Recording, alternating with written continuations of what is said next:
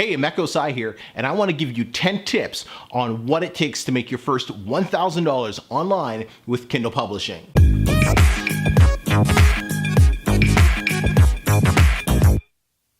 All right, tip number 6 is get your book uploaded to both KDP and CreateSpace.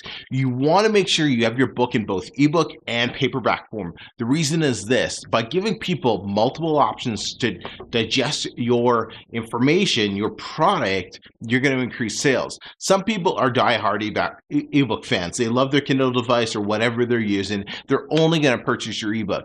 But some people, like myself, I only buy paperback physical books. So you want to have both options. Plus, if you're nonfiction, paperbacks sell a lot more than ebooks. You're going to make the majority of your money off your paperback sales. Whereas you fiction writers, fiction publishers, you're going to make the majority of your money off your ebook sales. But then there's also ACX, Audible sales, that come into play as well. And we're going to hit that up in one of the future videos.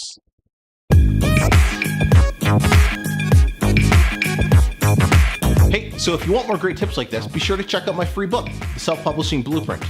It's free. I've printed about 500 of these, so get them while you can. Just cover the shipping, and if you're outside of the States, well, you can get the ebook version as well. Both links are going to be down in the description, so go check those out.